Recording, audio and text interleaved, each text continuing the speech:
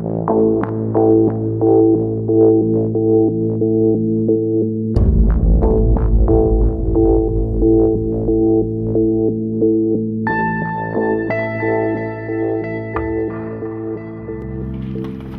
on campus. I'm in Monroe Hall, and there's a guy here shooting people.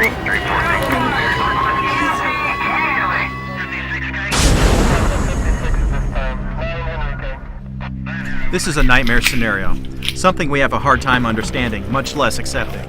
But it is a reality in our world today.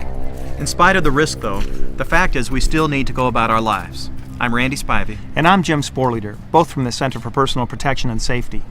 As you go about your college life, you probably don't wake up every morning worrying about whether or not you're safe from violence, especially extreme violence. It's a sad fact, though, that catastrophic violence does erupt on college campuses. Yes, the odds of it striking your campus and directly affecting your life are remote, but unfortunately, the odds of it striking somewhere are not. And the simple fact is, there's just no way of predicting exactly when and where violence will occur. It's always been a reality that violence is a part of life, but your generation is the first one that's had to really think about nightmare scenarios on campus. So in this program, we'll share with you a mindset, a different way of thinking about things, and some related information that we believe can make you and your campus safer. As we do that, we hope you'll remember that we're not just trying to prevent active shooters on campus, the kind of event that draws media attention. We all know lots of things happen on campuses that never make the news, including things that most people don't even think of as being part of a spectrum of violence. Things like intimidation, bullying, and stalking that could lead to what we call a flashpoint. The same actions that can help prevent the extreme scenario are the kinds of things that can help reduce other forms of violence on your campus as well. It's all based on the premise that you can make a difference. And what's more, you may be the single most important person in truly making that difference. Here's why. Violence prevention is dependent on an awareness of what's going on at the ground level. And as a student, you're in the best position to see early signs of things that could grow into serious problems. Most likely, each of you have already experienced situations or observed behaviors that gave you concern, that made you uncomfortable. This training is designed to help prevent extreme violence from ever happening in the first place. And while it's so critical to work on prevention, it's really not that complicated. Just remember this simple formula: awareness plus action equals prevention.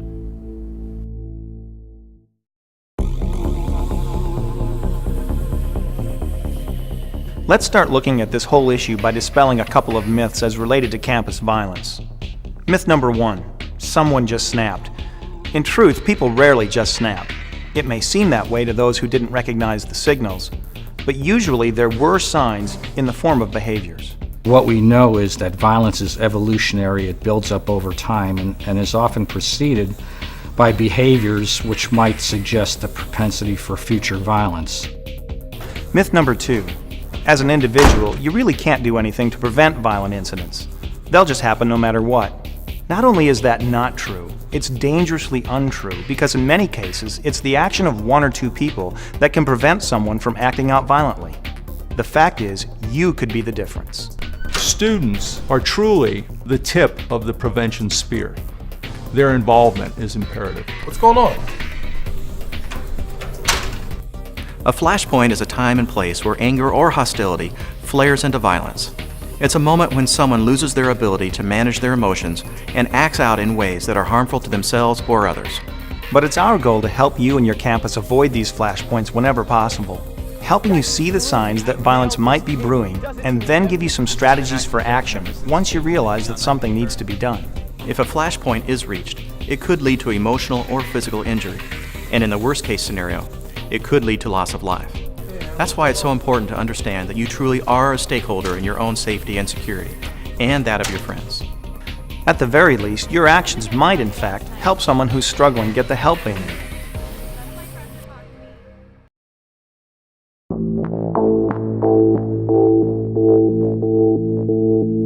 Violence and the buildup to violence is shown on a spectrum. You can also think of it like regions of a country with pathways across. The far right edge is like a lawless territory. It's physical injury and even death. Behaviors in this region are obvious, dangerous, and sometimes fatal. In the next region are threatening behaviors. These behaviors include bullying, stalking, harassment, and intimidation. They don't amount to physical violence, but they are destructive to the campus community. The region on the far left is where most of us live our lives. It's not truly on the spectrum of violence. It's everyday behavior. It's not the total absence of conflict or anger. It's just human behavior. After all, we've all had bad days where we might snap at someone. That doesn't mean that violence is inevitable, but sometimes it is a signpost on the path toward violence. In between everyday human behavior and obvious emotional or psychological violence are what we call behaviors of concern. This is the area of the spectrum where we'll spend most of our time in this program. If you realize that you're a stakeholder in your own safety and security, and you understand that violence evolves, that people don't just snap, then behaviors of concern will mean something more to you. These are the possible signposts, and when you understand them, it can help you recognize when a low-threat behavior may be part of a pattern that's building toward violence. It's important to be aware that there's no profile of a campus violence offender. The fact is, we just can't predict who might become violent, which is why recognizing and responding to behaviors of concern is so important.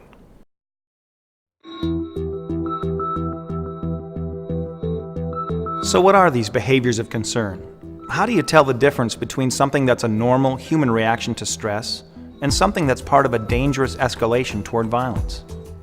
People who do that professionally are called threat assessment experts, and their insights can help enhance your perspective. Hindsight's always 20/20 when you look at these cases and you do the post-mortem, that there are opportunities to intervene at a very early stage because these behaviors were there. Some are more obvious than others, things like an obsessive interest in violent events or a sudden fascination with weapons. However, sometimes behaviors of concern are more subtle. In those cases, your own instinct may be your best guide. If there's behavior that makes you uncomfortable, sometimes you can't really put your finger on why it's making you uncomfortable, but you have a feeling, and you should always follow that feeling. Pay attention to these red flags. Pay attention to people that, are sending messages that there might be something wrong. You've got to trust your gut instincts, and most people ignore them or they deny them, and they're saying, well, I'm overreacting and it's not important. And we're going, you know what? If it bothers you, it's probably a huge red flag to us.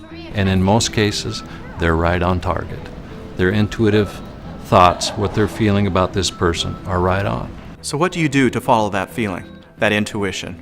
That's the next step. Once you recognize it, how do you respond?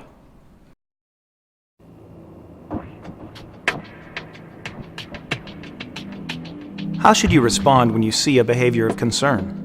As we've mentioned before, when you recognize a behavior of concern, it doesn't mean that violence is inevitable. But it's really important to remember that when violence does occur, behaviors of concern can almost always be found. And when people look back for signs, they often find that something could have been done to prevent a tragedy if someone had not only recognized but responded to those signs. If you recognize a behavior of concern, you really have three options. The first is to simply note it. In many cases, that is the right response. Just note what you saw and remember it in case something else happens tomorrow or in a week or two. That seems to be part of a pattern or an escalation. So option 1 is to note and remember the behavior. Option 2 is to talk to the person you're concerned about. And option 3 is to report your concern to an appropriate person or department. But how do you know when and how to prevent a flashpoint? How do you take action? Think about it as if you were looking back at an actual incident. Let's say Andrew reaches a flashpoint and commits a terrible crime on campus. And when professionals investigate the situation later, they could find signs like, the week before the violent event, a friend heard Andrew making threats directed at a professor. He's gonna pay for this. And 3 weeks before, several people saw him lose his temper in the student lounge. If you wanna change it so bad, do it yourself! And a while before that, people that knew him noticed that this normally cheerful person had changed and didn't seem happy at all. Each of these signs, these behaviors of concern, was a potential action point. An action point is the point you decide to do something to prevent a flashpoint from happening. What do you think we should do? I think we need to find someone to help.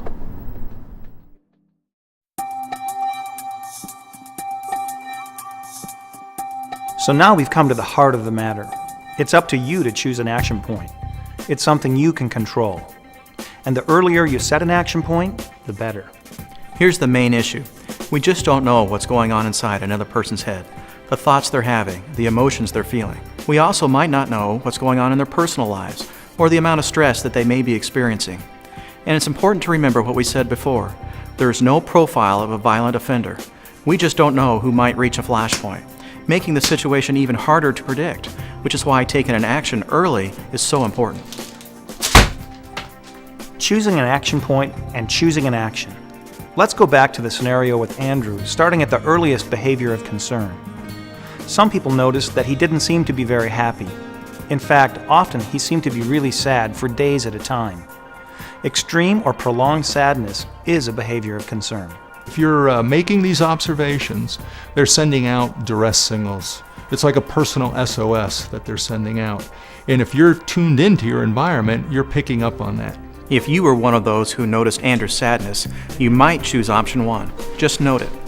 But even if it wasn't yet extreme or prolonged sadness, you might choose option 2 and talk to Andrew.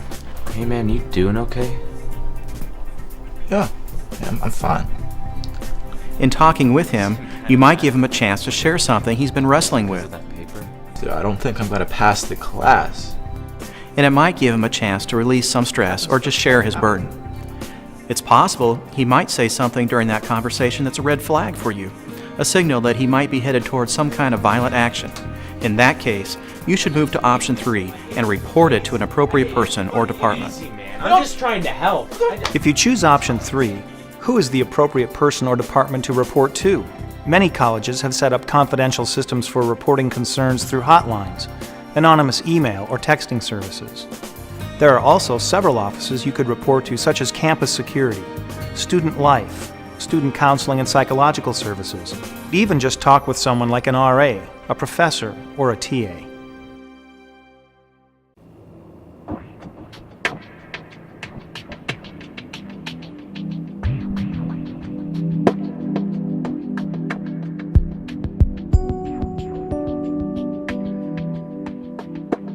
Oh, hey, how are you? Good. Somebody left this under the door for you. What? Who's it from? We've all read about high-profile stalking situations about people who harass, follow, and threaten celebrities or other public figures. But stalking can be much more subtle than that. He has been calling me 3 times a week since then. It's weird. And Someone who's being stalked might get unwanted attention, contact, or gifts. But where does it cross the line from a misguided and inappropriate sense of friendliness to clearly recognizable stalking?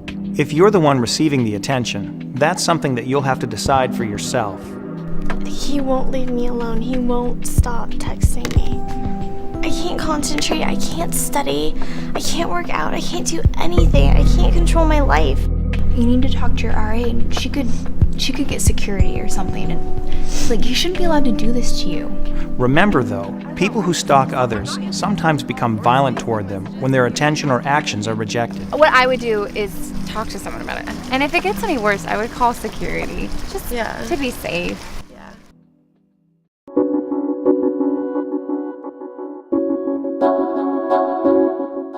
Sometimes there's a stereotype associated with a violent offender, that he or she was a loner.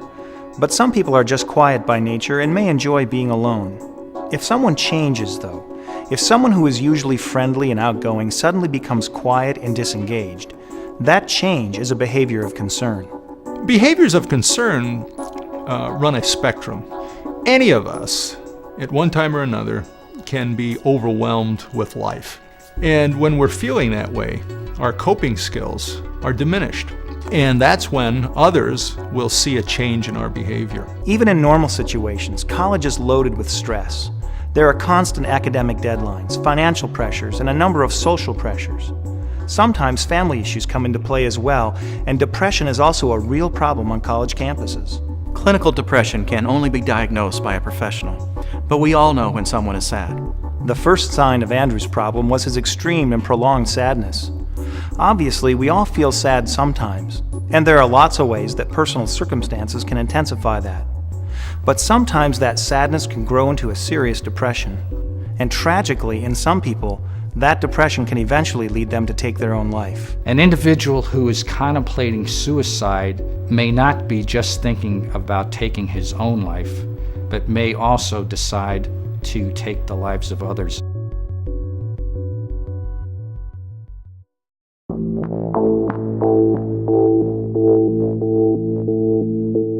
We've said that the path to violence is an evolutionary one. We've said that people don't just snap.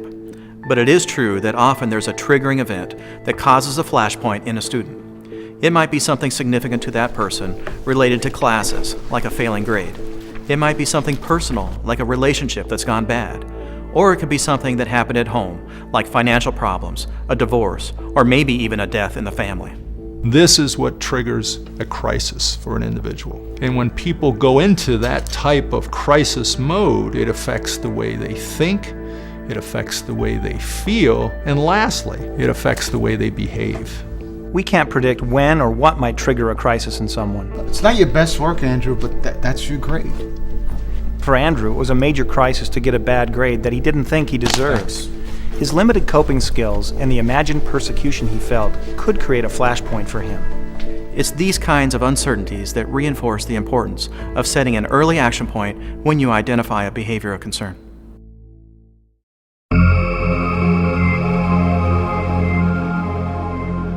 So far, we've focused mainly on behaviors that fall on the left side of the spectrum of violence. There, it may not be completely clear where a behavior crosses the line from the normal ups and downs of life to something that's more serious. But there are also behaviors that are never acceptable. Take it easy, Don't man. tell I'm me just to trying take to it. help. I don't need your help. Whether or not you think they might lead to physical violence, aggressively angry behaviors are harmful. For that reason alone, they need to be reported immediately. The same is true for harassment, intimidation, bullying, and making threats. These behaviors don't necessarily amount to physical violence, but they're destructive to the campus community and must be reported. Oh, hey, Dr. Lewis. Yeah, Jeff, how you doing?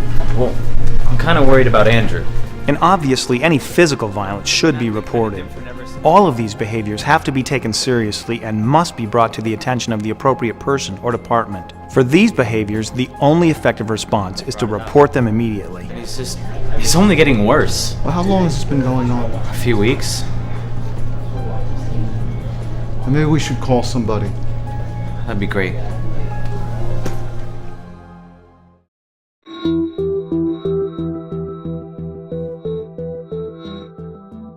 Why is it that when violence erupts on a campus, investigators often learn in the aftermath that people knew the situation was dangerous, but no one took action? It's because there are roadblocks to taking action. Actually, the first roadblock is simply lack of awareness. People who haven't been trained to recognize behaviors of concern won't have the awareness needed to respond. And there are psychological barriers too.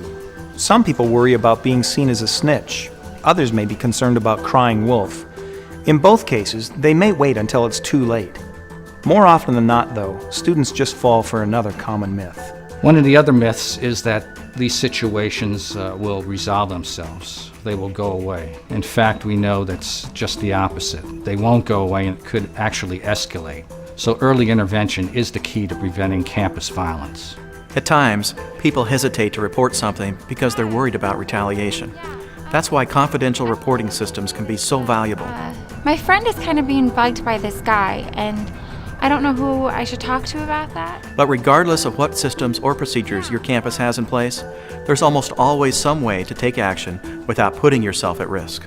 Another possible roadblock is a common issue related to the busyness of modern society. The fact is, we have a million things on our minds while we go through the day, and that's especially true in college. I just can't deal with it. And in all the commotion, it's easy to forget about something that concerned you earlier. So when it happens, take some sort of action. Don't put it off.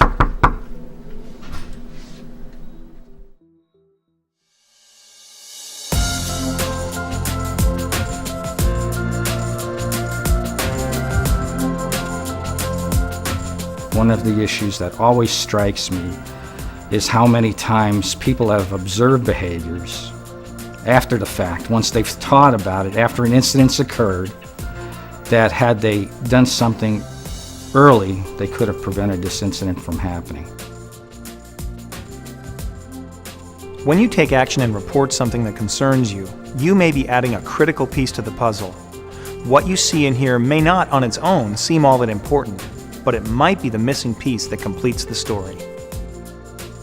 Whatever you're seeing, the important thing is to act. Whether you think you're hearing a personal SOS or seeing a red flag of potential danger, don't assume it's someone else's responsibility. Even those responsible for security on campus need your help to do their jobs effectively. We cannot do this by ourselves. This is a community, and in order to keep it safe, we need everybody's help, their eyes and their ears. One person can make an absolutely huge difference to us. And sometimes there's strength in numbers. Maybe you need some help. Do you want me to go with you? We could talk to him together. Yeah, Okay. that'll work. There's probably no greater contribution you can make to the safety of your campus community than responding in a timely and effective way to behaviors of concern. Your personal safety is at stake, and so too the security of your college or university. If a flashpoint is triggered on your campus, it will affect you in some way. Awareness plus action equals prevention. You can make a difference.